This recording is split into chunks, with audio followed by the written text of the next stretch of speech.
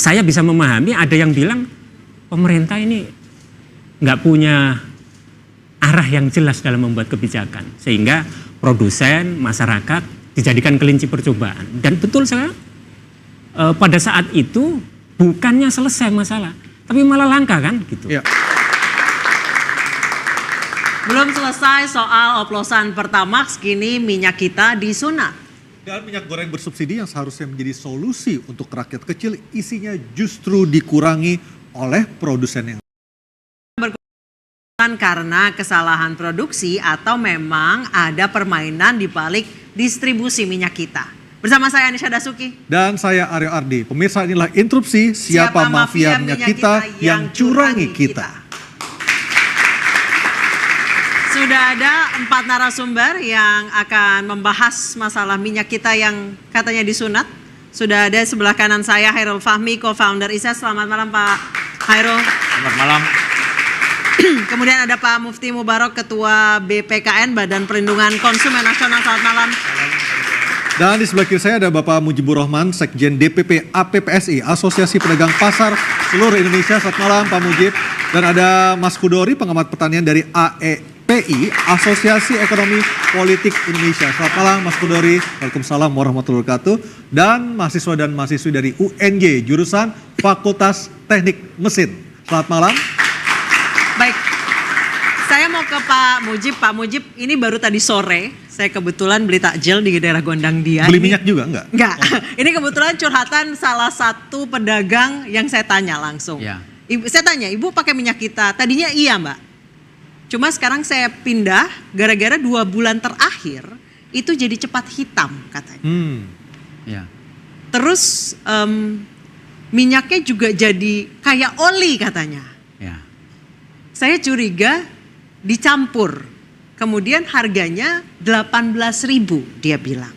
Ya. Mendingan saya beli minyak lain yang harganya 20.000 tapi lebih tahan lama. Itu ada apa Pak sebenarnya? Ya, jadi Mbak Anissa, begini. Pedagang itu kan dia hanya nerima ketika belanja. Artinya ketika belanja itu ya apalagi yang kemasan itu ya sudah dalam bentuk kemasan itu. Jadi pedagang dengan kapasitas yang kecil, jadi nggak mungkin dia punya kemampuan merekayasa atau mengoplos atau ini sedemikian rupa. Tapi memang pedagang menerimanya itu harganya berapa Pak? Bisa dijual 18.000? Jadi macam-macam. Jadi memang ada yang bisa dapat 14.500 untuk 1 liter, 14.700, bahkan ada yang 15.700. HET 15.700 kan Mas? Iya, jadi HET 15.700, tapi pedagang itu banyak yang kemudian membelinya itu juga 15.700. Oke. Belinya 15.700, HET-nya 15.700, belinya 15.700. Betul. Nah ini kan ya pedagang akhirnya menjualnya dengan harga 17.000. Ada yang 18.000 gitu. Jadi pedagang itu kan kalau mau jualan itu ya keuntungan wajar ya. Keuntungan wajar itu ya karena retail kan. Itu ya antara 10-20%. Itu keuntungan wajar yang didapat oleh pedagang lah gitu. Dan karena banyak pedagang yang jualan sejenis banyak. Jadi nggak mungkin juga bahwa mereka mau mahalin sendiri atau kalau dari mau produsennya murahin juga sendiri, kira-kira begitu. Sehingga harga jual pedagang ya berdasarkan kulakan mereka. Kalau kulakannya pas kebetulan murah, kemudian diambil keuntungan wajar, ditambah keuntungan wajar, itulah yang menjadi harga jual. Kira-kira demikian. Baik, Mas Khairul, kalau dari amata Mas Khairul, apakah kasus minyak kita ini sebenarnya memang baru-baru ini saja terjadi, ataukah ini sebenarnya puncak dari gunung es, fenomena gunung es, Mas Khairul?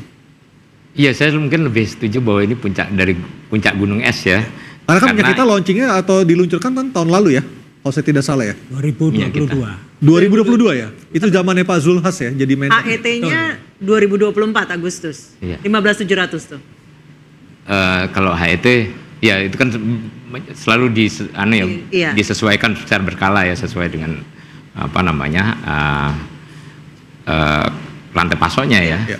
Itu kan. Jadi kalau indikasi permainannya ini terkait minyak goreng ini kan sebenarnya sudah berlangsung beberapa tahun ya, dari sebelumnya ada kelangkaan, terus kemudian terakhir sekarang tidak langka tapi harganya di atas HET, volumenya berkurang, kemasannya juga mungkin palsu kan Dan gitu. kualitasnya mungkin juga berkurang. Nah, Tadi seperti yang kualitas. saya sebutkan ya, itu cepat hitam, Cepet hitam, lalu iya. seperti oli gitu loh. Iya, itu yang makanya artinya ini menunjukkan bahwa ya masih ada celah ya dalam proses pengawasan, baik dari produksi, distribusi sampai Kalau dari ke mungkin konsumen. Kementerian Perdagangan itu ada sidak atau tidak sih ke produsen-produsen yang dipercaya untuk memproduksi minyak kita dari pemerintah? Mestinya ada ya, tapi itu yang makanya sebenarnya ini yang perlu digarisbawahi. Kita berharap kalau sebelum-sebelumnya itu masih dia ada celah, masih lemah. Nah, setelah kasus ini ini kan juga kebetulan terjadi di masa pemerintahan yang baru ya. Artinya ini juga kesempatan untuk berbenah gitu loh. Jadi kalau menurut saya ini juga kesempatan supaya sidak-sidak semacam itu tidak lagi bersifat insidental tapi menjadi suatu bagian dari sistem pengawasan yang efektif, yang kuat begitu. Nah, ini yang seringkali kan selama ini sidak-sidak ini kan cuman jadi seremoni insidental ya. Dan ketika Pak Mentan tiba-tiba muncul di pasar dan menemukan sesuatu ya jadi gaduh akhirnya kan gitu. Mas Mufti, kalau dari Badan Perlindungan Konsumen Nasional, apakah jauh sebelum ini sudah menerima keluhan tentang minyak kita, termasuk dari sisi volume dan juga sisi dari kualitasnya? Sejak program ini dicanangkan dan kemudian dijalankan, kami sudah rekomendasi kepada Presiden karena temuan kami banyak sekali kan gitu. Apa saja, Mas? Pertama, kita sudah rekomendasikan dan kita juga rilis kemarin bahwa BPKN kita menginginkan ada audit total dari seluruh hulu sampai hilir kan gitu, karena ini matarannya cukup panjang kan gitu. Yang disampaikan dari pasar tadi tentu akhir dari sebuah kegiatan hilir kan gitu. Ini retailer. Tetapi hulunya ini jadi persoalan ketika pabrikasi, kemudian suplai, dan kemudian nanti distributor, pre-packing dan sebagainya, ini overlap semua kan gitu, sehingga kejadian seperti ini berulang-ulang kan gitu. Artinya kemudian ya kita tahulah kemudian pengawasan sangat lemah dan kemudian bagaimana pengusaha-pengusaha dari produsen sampai distributor 1 sampai 4 ini, apalagi sampai ke pengecer yang tadi disampaikan itu, tentu ini sangat panjang dan tidak ada yang mengawasi satu persatu kan gitu. Artinya mata rantai proses sampai produksi sampai akhir ini yang sesungguhnya perlu pengawasan dari pemerintah dan pemerintah harus hadir di situ. Artinya apa? Kami berharap ada audit total dari sisi dari produsen, artinya yang suplai dari minyak ini, artinya harus jelas kan gitu. Artinya harga dikawal sampai ketat sampai akhir, jangan sampai kemudian dipermainkan oleh repacking yang jumlahnya cukup banyak dan kemudian dioplos. Saya yakin dioplos karena tadi temuan kami juga sama bahwa takaran dikurangi, kemudian kualitas dikurangi. Artinya yang mestinya minyak curah itu masuk ke minyak kita kan gitu, yang minyak kita masuk ke minyak premium. Jadi ini sudah campur-campur kan gitu. Artinya seperti juga dalam Pertama kan gitu, Pertali dan Pertamax dan sebagainya. Tapi bahwa mata rantainya ini kan 3 produk ini sebenarnya kan gitu. Yang curah ini kemudian cukup mahal. Sekarang sudah 20.000 di pasaran sekarang ini, dan 2 bulan tidak keluar, sangat langka kan gitu. Artinya apa? Sudah mahal, sudah dioplos, kemudian konteksnya adalah sangat langka kan gitu. Coba sekarang hari ini cari minyak kita nggak ketemu di pasaran. Saya coba tadi keliling-keliling, nggak ketemu. Berapa? Sebulan nggak ada Pak, 2 bulan Pak. Kalaupun ada sekarang saya beli Pak, sampai begitu. Kayak beli emas kan gitu. Artinya Pak Hudori, luar biasa seperti itu. Pak Hudori, saya pernah membaca pernyataan Anda bahwa HET 15.700 itu tidak masuk akal. Boleh Anda jelaskan? Ya, saya merunut ke belakang ya. Produsen kalau menurut aturan pemerintah untuk menyerahkan kepada distributor tingkat 1 itu harganya maksimal 13.500 per liter. Oke, tapi tadi dikatakan bahwa dapat dari produsen aja 15.700. Ya, itu problem ada Dari supplier, sorry. distribusi yang panjang ya.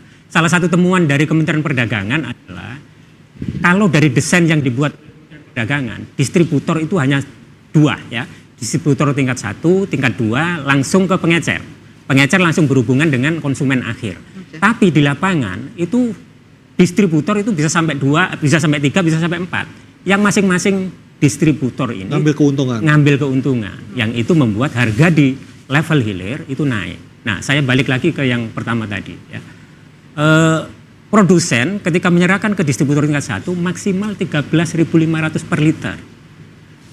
Kalau dikaitkan dengan biaya produksi, ya, hitung-hitungan saya, kalau kita memperhitungkan margin keuntungan, biaya mengolah, biaya distribusi, maksimal CPO atau bahan baku untuk diolah menjadi minyak goreng itu tidak lebih dari 10.000 per kilogram. Nggak boleh di atas itu. Kalau di atas itu mereka rugi. Sekarang berapa, Pak? Hari-hari ini itu 15.000 sampai 16.000 dan itu kira-kira sudah 6 bulan terakhir. Jadi dengan situasi seperti itu saya bukan memaklumi, tapi akrobat yang dilakukan oleh pengusaha, satu mengurangi isi, menyunat isi, yang kedua ya tadi menjual di atas HET sebagai bagian supaya mereka tetap bisa Kompensasi supaya berusaha. tidak merugi gitu ya. Ya tapi ini langkah mereka mencurangi Oh ya, betul. itu Salah. jelas salah dan harus diseret ke meja hukum karena terang-terangan ya, dan menurut regulasi Undang-Undang Perlindungan Konsumen yang itu diampu oleh Pak Mufti, Undang-Undang Pangan, Undang-Undang Perdagangan ditabrak semua itu. Artinya Tiga-tiganya ini juga bisa lintas kementerian tidak melakukan pengawasan dengan baik ya, Pak? Saya kira iya. Kalau kita kaitkan dengan HET terlampaui itu bukan barang baru.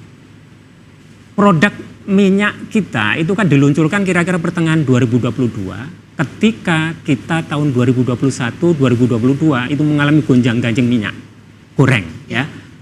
Seingat saya 2022 di semester pertama mulai Januari sampai Juli, jadi selama 7 bulan itu pemerintah mengeluarkan regulasi kira-kira 21 regulasi. Ada berbagai macam peraturan Menteri Perdagangan, peraturan Menteri Perindustrian, keputusan Kementerian Perdagangan, dan seterusnya.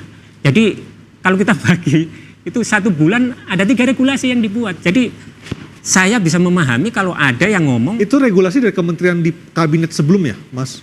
iya Oke. 2021, 2022. Tapi yang 21 regulasi tadi itu di semester pertama 2022 ya.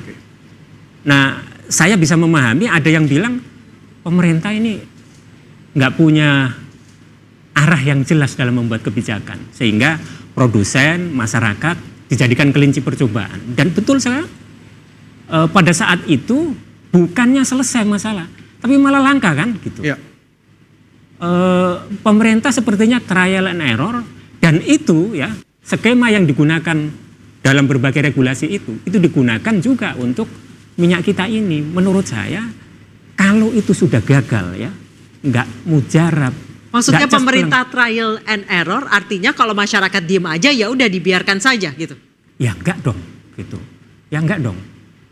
Tugas pemerintah ya harus melindungi konsumen kan gitu, harus mengawasi. Saya balik lagi ke yang HET tadi ya. Kalau kita kaitkan dengan harga yang terjadi di lapangan, itu sudah lama, sejak pertengahan 2023. Berarti? Jadi dugaan saya ya, jangan-jangan pencurangan itu sudah lama. Oke, Cuman kecurangan pemerintah sudah karena lama dan- pengawasannya terbatas, pengawasannya kendor, nggak tercium itu. Baik. Jangan-jangan kecurangannya sudah lama, itu adalah kata kunci di akhir segmen ini. Kita akan kembali lagi sesaat lagi di interupsi masih tentang minyak kita, siapa mafia yang mencurangi kita di minyak kita. Tetaplah bersama kami.